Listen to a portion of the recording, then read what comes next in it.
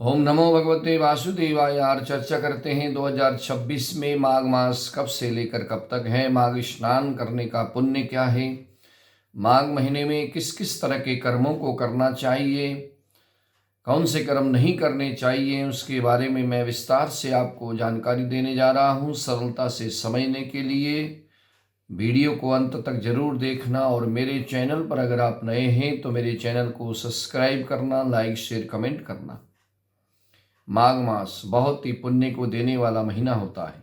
2026 में माघ मास 3 जनवरी 2026 शनिवार से प्रारंभ होकर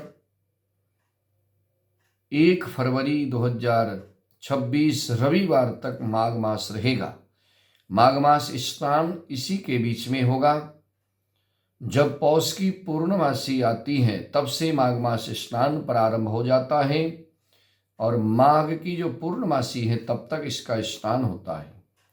खास करके बहुत से लोग त्रिवेणी में जाकर के, प्रयागराज में संगम में जाकर के महीने भर रह करके साधना करते हैं। साधक लोग प्रातःकाल के समय में संगम में स्नान करते हैं। ऐसी मान्यता है कि माघ मास में तो देवी देवता भी संगम में स्नान करने के लिए आते हैं।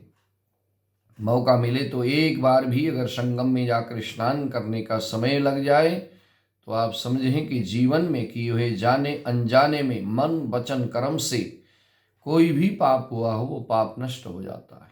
माघ का महीना बहुत ही पावन महीना है। इस मास में कोशिश करें भक्ष्य अभक्ष्य वस्तुओं का सेवन ना करें, क्रोध ना करें, किसी से कलह ना करें, वाद विवाद ना करें, झूठ ना बोलें और जितना हो सके भगवान के नाम का जप करते हुए समय बिताएं। माघ का महीना बहुत ही पुण्य को देने वाला महीना है। इस महीने में जितना हम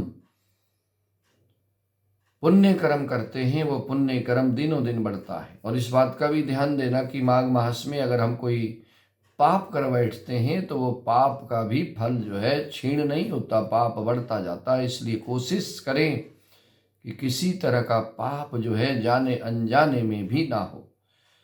और इस महीने में जितना हो सके भगवान के नाम का जप करना है। ओम नमो भगवते वासुदेवाय इस मंत्र का जप सर्वोपरि है। और वैसे जो आपके इष्ट हैं अपने इष्ट के मंत्र का जप करें। अपने गुरु के द्वारा दिए हुए मंत्र का ज़्यादा से ज़्यादा इस महीने में जप करना चाहिए। माघ का महीना पुण्य कर्मों से ही बिताना चाहिए। इस महीने में जितना हो सके भूखों को अन्नदान करें, वस्त्रहीन को वस्त्र दान करें, कंबल दान करें, जूते दान करें।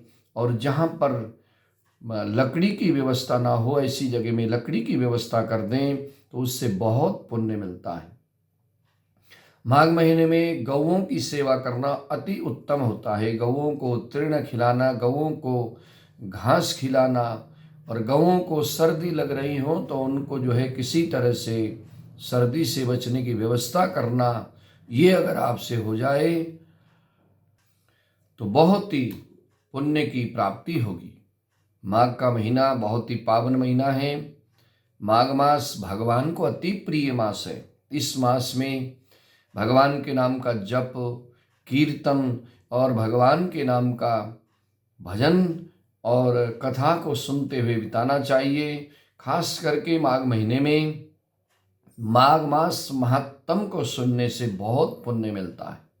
ये महीना बहुत ही पावन है। इस महीने में जितना हो सके पुण्य कर्म करिए, दीन दुखियों की सेवा करिए, भगवान के नाम का जप करिए, हवन यज्ञ, गंगा स्नान, संगम में स्नान, ऐसे पुण्य कर्मों को करते हुए इस महीने को बिताना चाहिए, जिससे जीवन में जाने अनजाने में मनसा वाचा मन कर्म वचन के द्वारा किए हुए सभी पाप नष्ट हो जाते हैं। और इस पावन मास में पुण्य कर्म करने से हमेशा मनुष्य निरोगी रहता है और घर में हमेशा सुख और शांति बनी रहती है। नारायण की कृपा से सभी मनोकामनाएं पूरी होती हैं। ओम नमो भगवते वासुदेवाय।